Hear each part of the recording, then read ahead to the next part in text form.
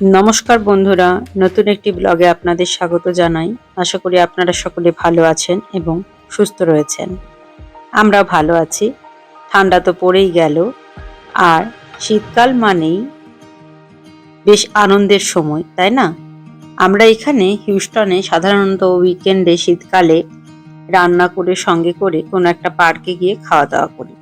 সেরকমই একটা উইকেন্ডে রান্না করে খাওয়া দাওয়ার পরে লাঞ্চের পর যখন পার্কে একটু ঘুরছিলাম, এই গাছটার নিচে পাথরের মতো ছোট ছোট ফলগুলো পড়ে থাকতে দেখে বেশ মজা লাগছিল, মার্বেলের মতো সাইজের। আমি কুড়ালাম কয়েকটা, তারপর অবাক, ওই ফলের মধ্যে যে রসের মতো এক্সট্রাক্টটা রয়েছে তার মধ্যে একটা কি সুন্দর মিষ্টি গন্ধ। আমার তো এই গাছটা সম্বন্ধে জানতে ইচ্ছা করলো, আর তারপর যা আমি করি, বেশ ইন্টারেস্টিং তথ্য পেলাম, সেটাই আপনাদের সঙ্গে শেয়ার করছি। এই গাছটা আসলে সাইপ্রেস গাছ। হিউস্টনের বটানিক্যাল গার্ডেন, আর্বোরেটাম, এছাড়াও স্যান অ্যান্টোনিওতে বেড়াতে গিয়ে রিভার ওয়াকের পাশে এই বৈশিষ্ট্যপূর্ণ গাছটি আমার চোখে আগেও পড়েছিল। তাই এই গাছটা সম্বন্ধেই আজ একটু গল্প করি। এই গাছটি আসলে পৃথিবীর বুকে অন্যতম একটি প্রাচীন গাছ। কিছু কিছু সাইপ্রেস প্রজাতির গাছের বয়স কয়েক হাজার বছরের পুরনো। বিশ্বের সবথেকে পুরনো সাইপ্রেস গাছটি রয়েছে নর্থ ক্যারোলিনাতে, যার বয়স 2600 বছরেরও বেশি। এছাড়াও সাইপ্রেস গাছ ক্রিসমাস ট্রি হিসাবে খুবই পপুলার।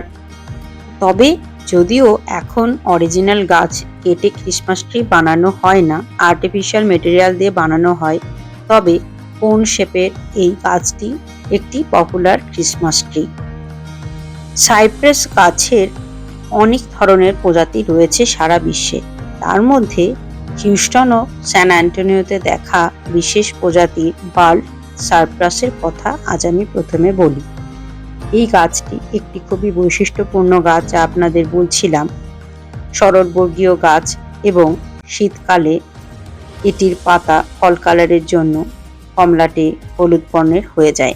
গাছটা অবশ্যই ত্রিভুজের মতো কোণাকৃতি হয় এবং এতে একটি বড় শক্ত উচ্চতার গুঁড়ি থাকে, যা প্রায় অনেকটাই লম্বা হয়। আর প্রধান বৈশিষ্ট্য হলো এটি জলের মধ্যে হয়ে থাকে, বা বলা যায় জলা জায়গায়, জলাভূমিতে, সোয়াম্প ল্যান্ড বা ওয়েটল্যান্ডে এটার দেখা যায়। এই বার্ল সাইপ্রাস বা ওয়াটার সাইপ্রাসও এটাকে অনেক সময় বলা হয়ে থাকে।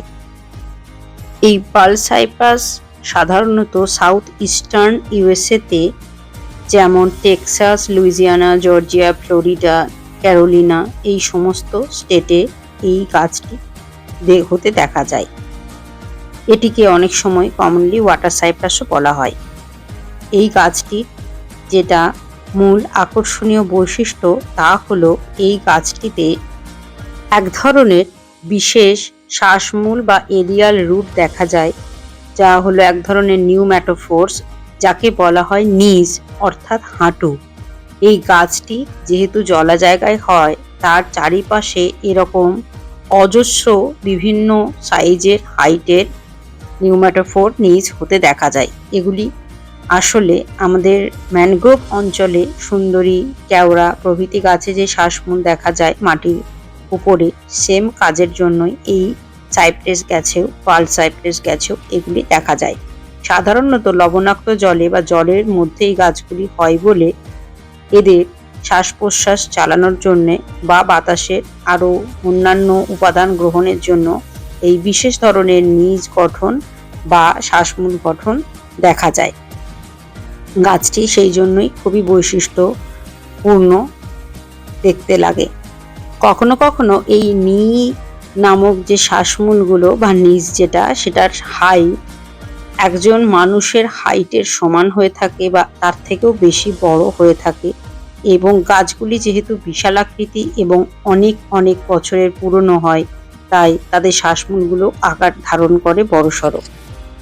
এই বার্ল সাইপ্রেস গাছের ফিমেল কোনগুলি সাধারণত কাঁচা অবস্থায় সবুজ রঙের গোলাকার হয়, তবে বাইরের টেক্সচারটা অনেকটা কাঠের মতনই এবং সেটা যখন পেকে যায় তখন দেখতে একদম একটা কাঠের বা পাথরের বলের মতো হয়ে থাকে, যার ভিতরেই সুমিষ্ট নির্যাস থাকে, যার গন্ধ সেদিন আমি গাছের নিচে ফলগুলি কুড়িয়ে পেয়েছিলাম।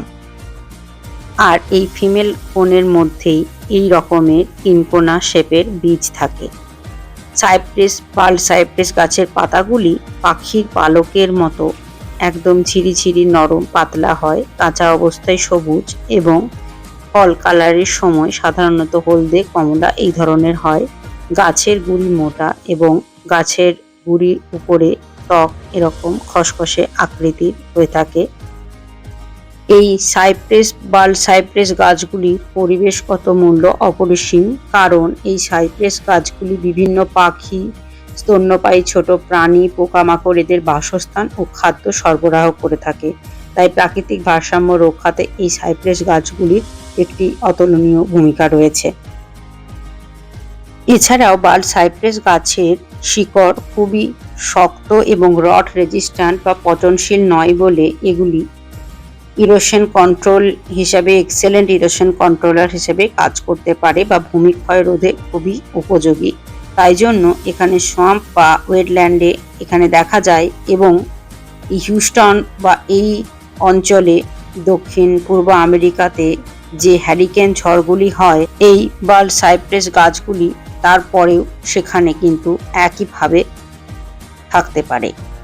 এরপরে আরও একটি উল্লেখযোগ্য সাইপ্রেস গাছের কথা বলি, যা হলো ভূমধ্যসাগরীয় সাইপ্রেস বা মেডিটারেনিয়ান সাইপ্রেস বা ইটালিয়ান সাইপ্রেস।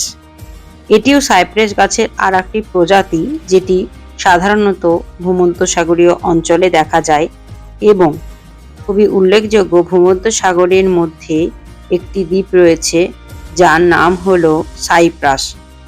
আসলে এই দ্বীপটিতে এই সাইপ্রাস গাছের প্রচুর পরিমাণে জঙ্গল অনেকদিন আগে থেকে ছিল বলে এই দ্বীপটির নামকরণ এই গাছের নামানুসারেই নামাঙ্কিত হয়েছে।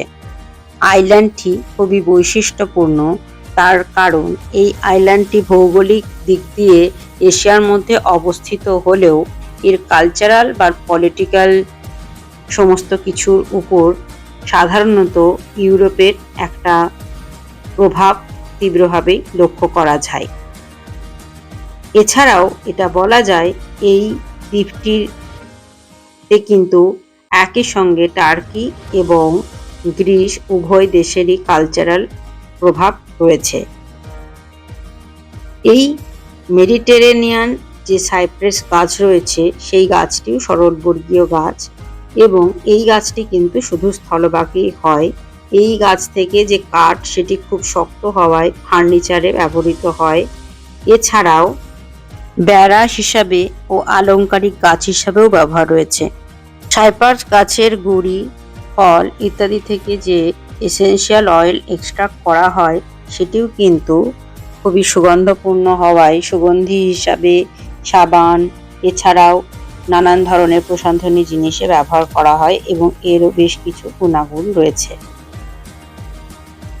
আজ এই সাইপ্রাস গাছ সম্বন্ধে যে গল্পটা করলাম কেমন লাগলো অবশ্যই জানাবেন। আবার খুব শীঘ্রই নতুন একটি ব্লগে আপনাদের সঙ্গে দেখা হচ্ছে। আজ এইটুকুই। সকলে ভালো থাকবেন এবং সুস্থ থাকবেন।